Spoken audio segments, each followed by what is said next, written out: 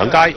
黃毓民話係因為貧富懸殊。你淨係呢個階級矛盾嘅問題，你唔去諗辦法去解決嘅話咧，即係我諗係永無寧日嘅呢個必然。詹培忠話：遊行嘅人只係佔全港市民好少部分，責任不在政府。佢開心唔到啊！佢又揾唔到工做，唔係揾唔到，唔係大學畢業又揾唔到工做。你俾佢講埋嗰句。將個責任咧就推俾整體嘅社會，最主要嘅咧，大家要了解各方面嘅環境，如何去做得更好。但佢多次發言都俾人打斷。我知佢絕對冇義務、冇責任代表政府講任何嘢，我亦都冇意圖幫大家用相左嘅意見。你哋要對抗，我對唔住，我離席，我無謂幫你哋講嘢。詹培忠，詹培忠，你坐翻低啦！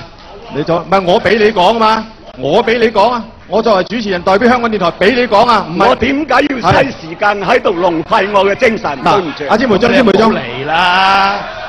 你又唔好嚟啦！詹培忠離開時，現場觀眾喝倒彩，之後論壇繼續。係咪啊？港台嘅城市論壇舉行咗29年，港台話今次係近年嚟第一次有嘉賓中途離場抗議。有線記者何永康報導。新聞詳細內容：維園舉行嘅城市論壇討論7·1遊行，金融服務界立法會議員詹培忠不滿被社民連嘅台下觀眾阻礙發言，離場抗議。劉嘉熙報導。問題就話城市論壇討論7·1遊行，着住紅衫嘅社民連支持者坐咗台下一半嘅位置，一度同其他觀眾推撞。係其他嘅觀眾呢都坐翻低，台上嘅嘉賓就議題針鋒相對，現場激辯。你人均收入3萬蚊美金係叫發達地區，呢樣嘢咧都仲要有人住喺即係50年代嗰啲木屋冇水廁要即係要開心啲。詹培忠不滿發言被多番中斷，離場抗議。你哋要對抗，我對唔住，我離席，我無謂幫你哋講嘢。詹培忠，你坐翻低啦！主持人嘗試挽留，但係佢仍然堅持離開。我作為主持人，代表香港電台俾你講啊，唔係我點解要嘥時間喺度浪費我嘅精神？對唔住。阿詹培忠，詹培忠希望港台檢討今次事件，保障港姐嘅發言權利，又話自己一直保持中立。言論自由。政府啱嘅我支持，唔啱嘅我就反對。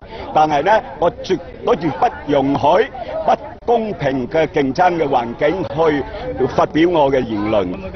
點啊？一班論壇嘅觀眾完結之後指罵黃毓民，